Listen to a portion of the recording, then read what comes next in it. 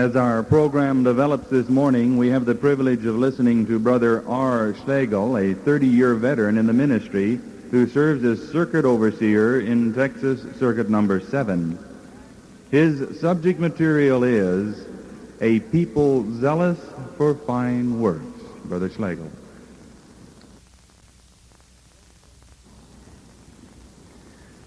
When gold was discovered, men scaled the highest mountains, crossed burning deserts, and forged raging streams to find it.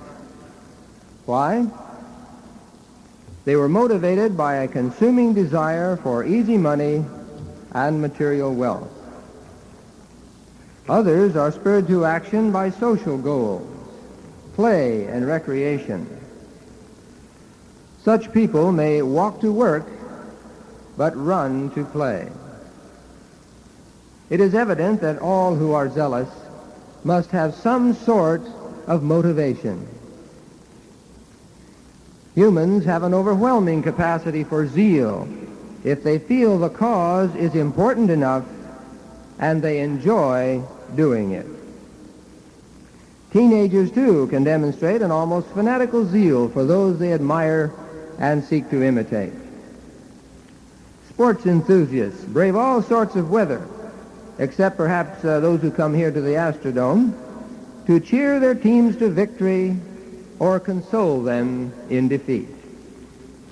Come to this stadium and witness the zeal and enthusiasm when an Astro hitter knocks a home run with the bases loaded. To inspire the fans to enthusiastically back the home team, the 474-foot, $2 million scoreboard displays animated cartoons, brilliant bursts of colorful light, and thundering sound effects. Rarely, however, do we see people manifest the same zeal for their religion as they do for their ball clubs. What has happened to the Christian religion that once inspired the hearts of men to leave their fathers and mothers, to disown themselves for the sake of Christ, or risk being mobbed, stoned, and fed to lions? Where is that revolutionary zeal that once inflamed the world? Where are the people who were once charged with overturning the inhabited earth? Christians are urged to be zealous workers for Jehovah. Without zealous workers, a living religion is inconceivable. Without zeal, there can be no fiery triumph, no lasting rewards or deeds of Christian faith. Therefore, Paul tells us in Titus chapter 2, verse 14, that genuine Christians would be identified by their zeal for fine works. He said, Christ might cleanse for himself a people peculiarly his own, zealous for fine works. What is zeal?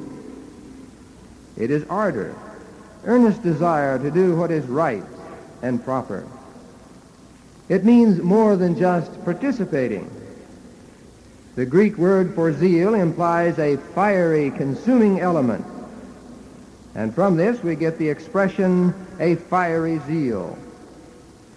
So in the Bible, an active servant of Jehovah is described as hot, while an inactive minister is said to be lukewarm. And evidently most of Jehovah's servants have this fiery zeal, for according to the record, more people are becoming disciples of Christ now than ever before. While most other religions are cooling off and frosting over, Jehovah's Spirit has fired us up to give a final shout that's reverberating around the entire earth.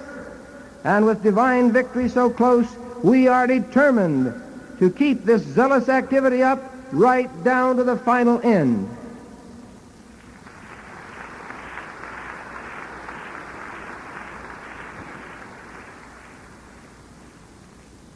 The zealous publisher constantly tries to narrow the gap between his habitual performance and his potential performance. He knows what he is doing, loves what he is doing, and believes in what he is doing. Non-pressing personal interests are not put ahead of the field ministry. To personally examine your attitude toward the field service, ask yourself, is my ministry governed by the clock? Is my heart really on other interests that are going to be pursued afterward?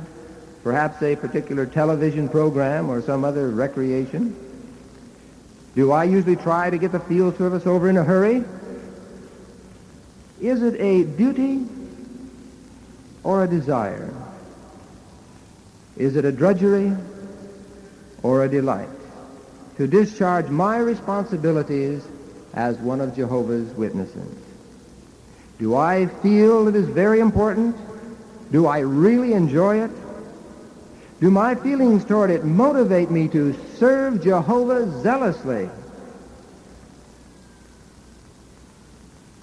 Some may find it hard to talk to people, but that doesn't necessarily mean they lack zeal.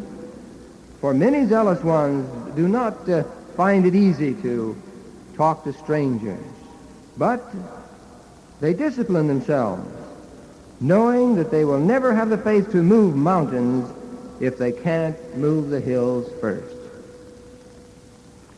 So the small challenges of the ministry are successfully met with determination and appreciation that love for Jehovah and fellow men is involved.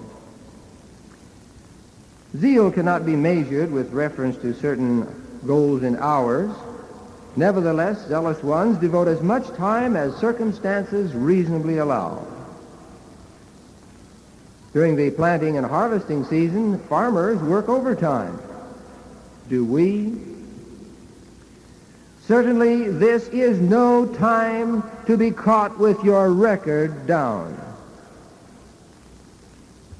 Just being busy, however, is not the only thing that's important. How you are busy is what counts. The bee is praised, but the mosquito is swatted.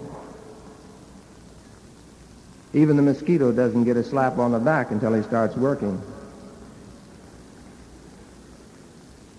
Jehovah sets forth no goals for us in the amount of hours that we should spend in the field service. He allows us to demonstrate what's in our hearts.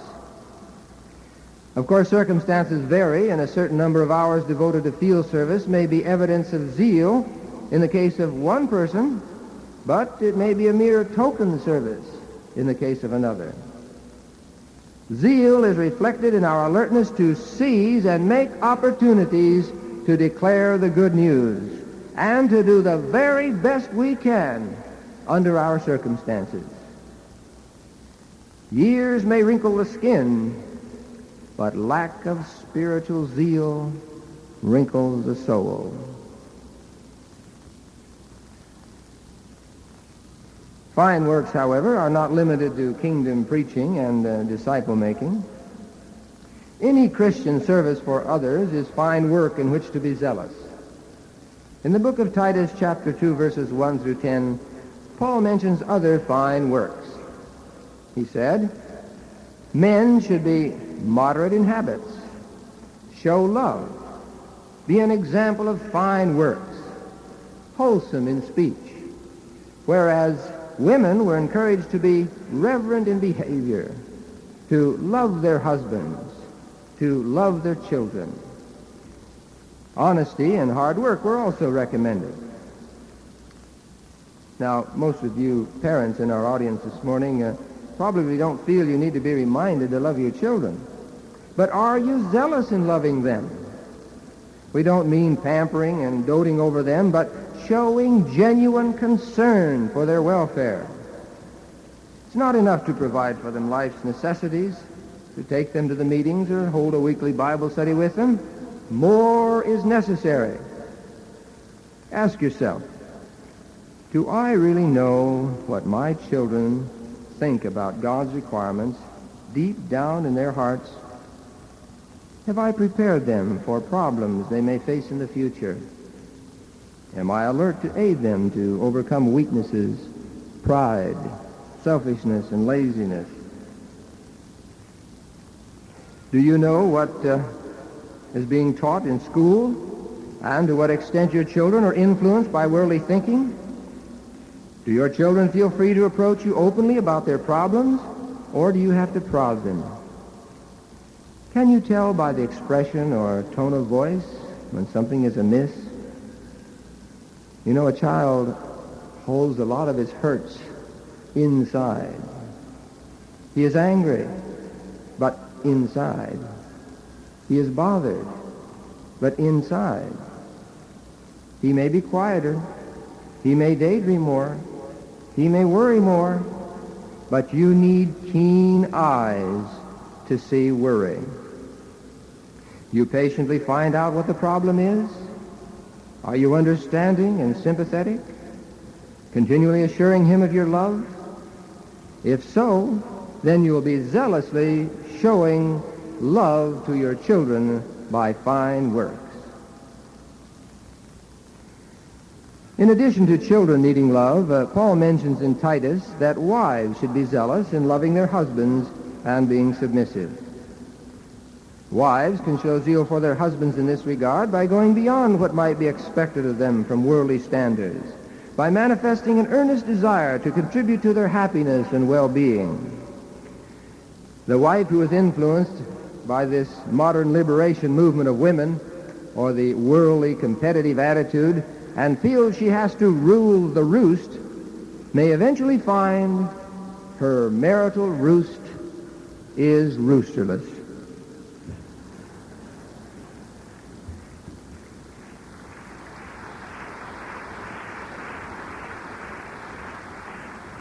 On the other hand, the man who allows himself to be henpecked is probably half chicken anyway.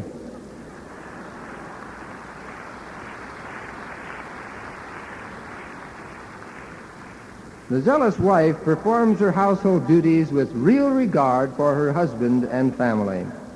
She seeks to please the family with good meals and cares for her home so it brings credit to the entire family. She feels her duties are very important and daily finds delight in her God-given position.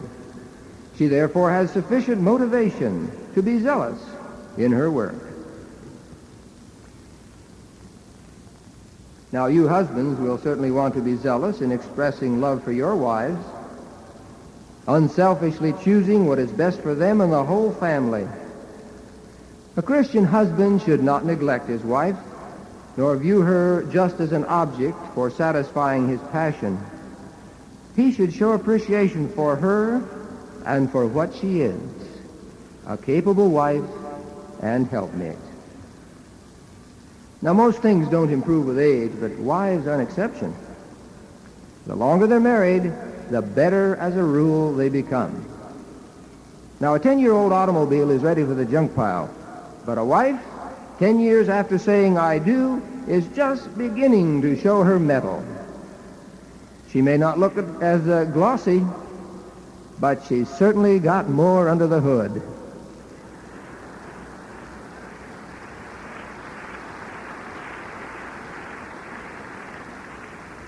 Her meals taste better, too, much better. And the buttons she sews on stay on longer. When she occasionally has to carry out the garbage, it doesn't spoil her whole day either. So you husbands want to feel it's very important to show real love to your wives, and you should find genuine joy in doing so. So whether it's in our Christian ministry or in our families, we should work hard to develop the fine qualities Paul mentioned in Titus chapter 2. And honest effort will richly be rewarded by Jehovah. At this point, we'd like to interview three elders who have in mind publishers who are outstanding examples of zeal, especially in the field ministry. Brother John Langan from Okmulgee, Oklahoma, will tell us about a zealous elder in a congregation in central Texas.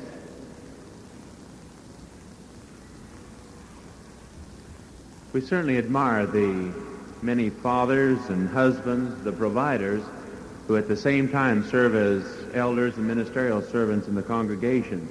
They really have a heavy load that they must have to carry. The brother I have in mind has a total of 9 children.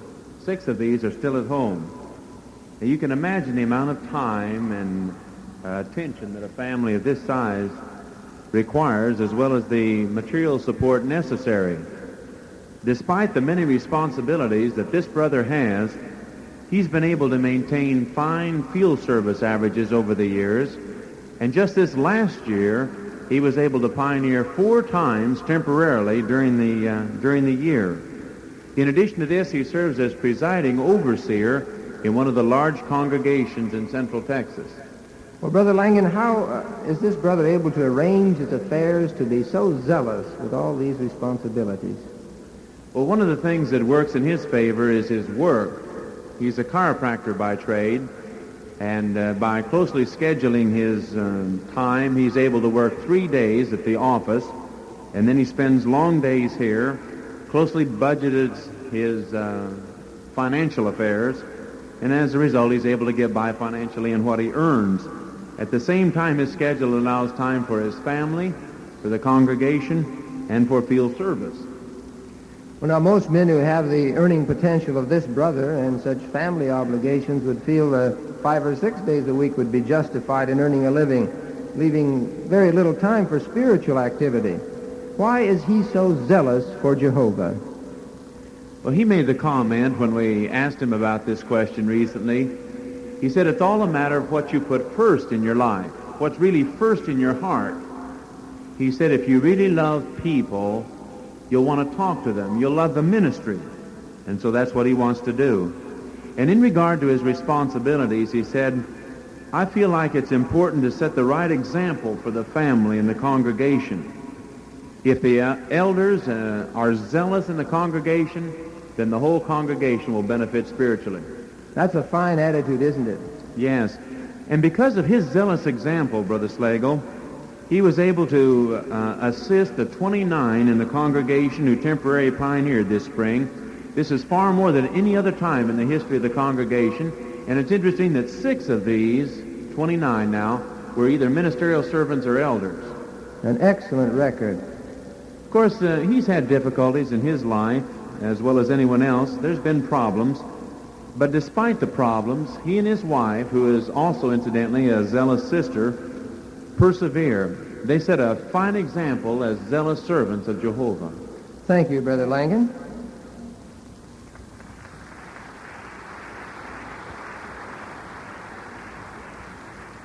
Of course, not everyone's circumstances would permit such a full schedule, but all of us, and especially the brothers, can benefit from this experience. Now, Brother Kenneth Vaughn, who is a circuit overseer from Louisiana Circuit Number 2, has another example to relate to us. We all appreciate the many zealous sisters that work so diligently in the congregations. One such fine example is a sister who is both mother and father to her 4 children. Yet, despite the double load she carries, she temporarily pioneers 3 to 4 times each year and averages 38 to 40 hours in the ministry the other months. Well, naturally, a young woman in this situation faces many problems, Brother Vaughn, and temptations that could cause her to stumble spiritually. How does she cope with these? Well, her answer to that question was quite interesting. She says, I don't let thoughts of becoming involved with worldly men develop in my mind. I reject their advances immediately and avoid all circumstances with them. And to keep my mind on the right things, I stay close to the friends in the congregation and spend time in the evening with my family or studying.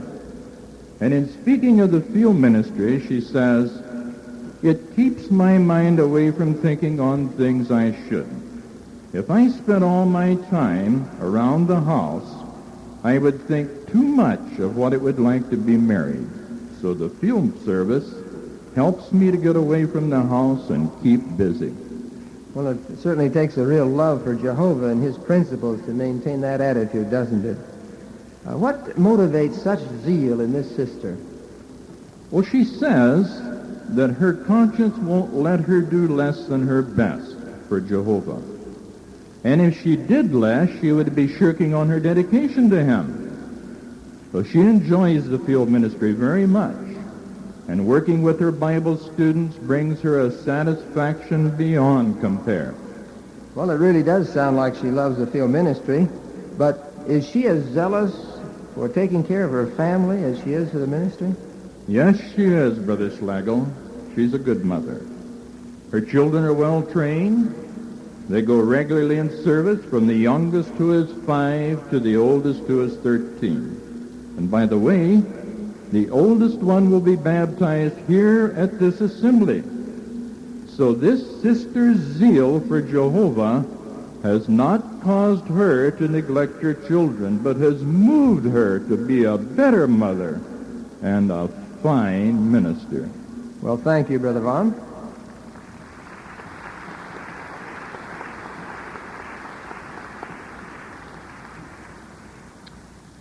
Now, Brother Robert Fields from Houma, Louisiana, will relate our final experience.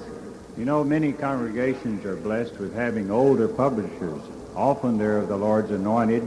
I'd like to tell you about two 71-year-old publishers, a couple. They've been in the full-time work for 25 years. They're now special pioneers. They graduated from the 28th class of Gilead, did the circuit work for 7 years, and then have been specials the last 16 years. During this time of 25 years, the brother has made his time every month except one. Of course, the sister has had some difficulty since last March. She had a heart attack then, and her service has dropped off now to 150 hours a month. Well, such a record must make Jehovah's heart glad. Did this couple tell you, Brother Fields, why they have demonstrated so much zeal for Jehovah over all these years? Yes, they said, after a while the ministry becomes a way of life. We don't feel, he said, like our day is complete unless we can get out in the service. It's such a joy to share in the ministry. And she said, there is always something new, a new face, a new experience behind each door you call on. We have friends we haven't even met yet. If you really love those on the outside, you will want to call on them. You know how witty he is.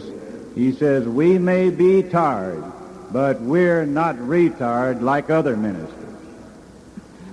Well, I understand their zeal is demonstrated in other ways too, Brother Fields. What other fine works can you mention?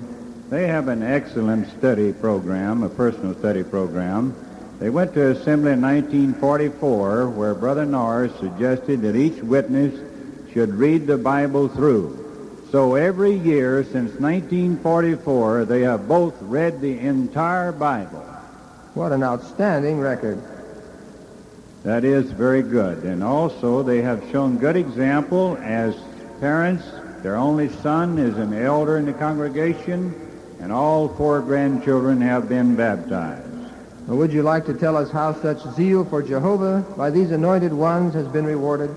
Well, between them, Jehovah has given over 50 letters of recommendation. A fine record for zealous service. Thank you, Brother Fields.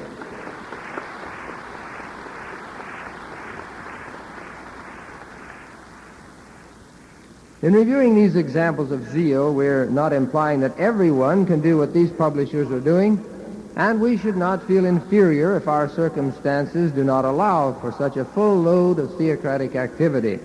But these examples should help us review our own love and determination to do the best we can, for now is the time to be zealous for fine works. It is going to take far more zeal in 1973 and 74 than it did in 1971 and 72. So now is the time to witness for the truth every day in everything we do and say. For remember, not only is it truth angered by falsehood, but it is equally outraged by silence.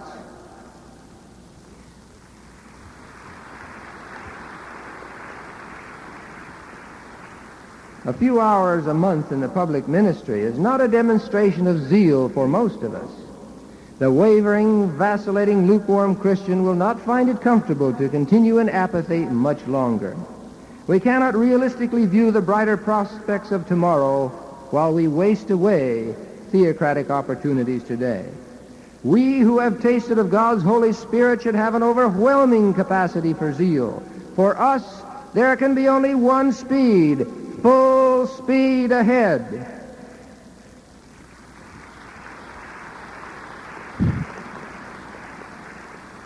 Your zeal for Jehovah should move you to scale mountains of personal difficulties, cross the burning deserts of discouragement, and forge the raging streams of persecution.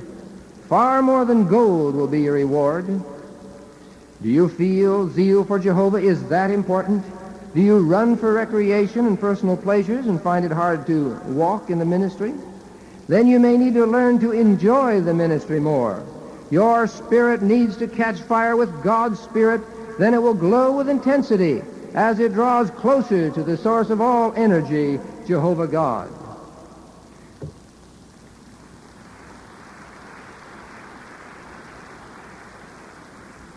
A powerful spirit is moving through an already zealous people. While the fire of Christendom's zeal long ago flickered out and froze over, Jehovah's Witnesses today appear to be like a simmering volcano, only beginning to build up in intensity. It appears the future display of fiery zeal will be far greater than the past and present. And never before in the 8-year history of this Astrodome has such an enthusiastic crowd of worshipers gathered here. Never before has this so-called eighth wonder of the world been filled to its lofty rafters with such enthusiastic singing and praise to the great Creator Jehovah God. So there are zealous Christians in the world today. There are Christians who have left their homes and families for the sake of Christ. Where are they? They're right here.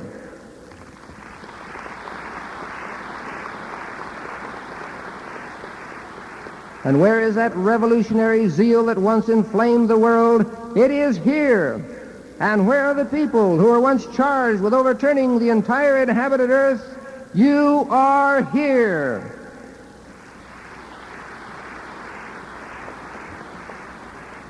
And by Jehovah God's dynamic spirit, we are determined to stay here at our assignment until divine victory is won and continue to be a people zealous for every fine work.